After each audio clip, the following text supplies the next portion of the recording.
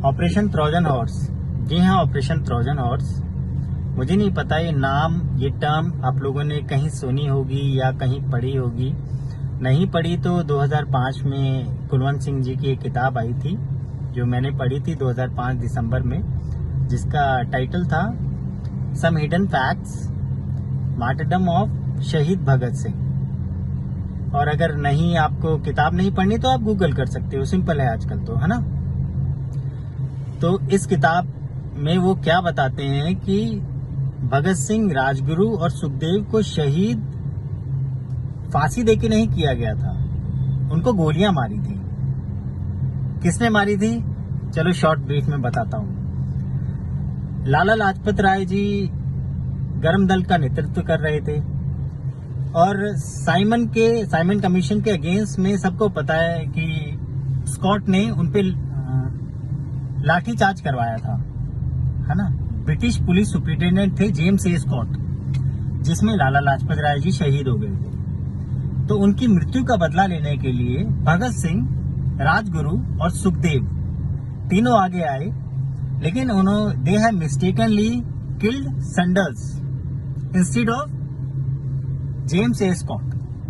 तो सैंडर्स को उन्होंने गलती से मार दिया, लेकिन जब उनको फांसी हुई, ऐसा हमें बताया जाता है कि 24 तारीख को होनी थी, हम सबको पता है, बट उनको 23 को ही एग्जीक्यूट कर दिया गया। एक्चुअली वो कुलवंत सिंह जी का मानना है कि उनको एग्जीक्यूट नहीं किया गया था, फांसी पे जैसे ही उनको लटकाया गया तुरंत निकाल लिया गया, उनको सतलुज के किनारे ले जाया गया और वहां पर उनको सैंडर्स की फैमिली ने गोलियां मारी, तब जाके उनको शहीद किया है तीनों को। उसके बाद में उसको, उनकी जो डेड बॉडीज थी वहीं पर उनको जला दिया गया। हसल फसल में, जल्दी जल्दी में, हरी भरी में, बोला फटाफट कर देते हैं। तो जो शहीद भगत सिंह जी की बहन थी, जब वो वहां पहुंची तो उन्हें एक अनजला हाथ मिला जो जला नहीं था पूरी तरह और बाहर गिर गया था। तो उन्होंने उस हाथ को पहचान लिया, क्योंकि भगत सिंह जी 6 फीट 4 इंच के थे और वो हाथ बहुत लंबा था।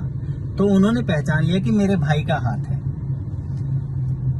अब कुछ लोग बोलते हैं कि पब्लिक अनरेस्ट ना हो जाए, इसीलिए एक दिन पहले एग्जीक्यूट करके उनको सतलुज के किनारे फटाफट जला दिया गया।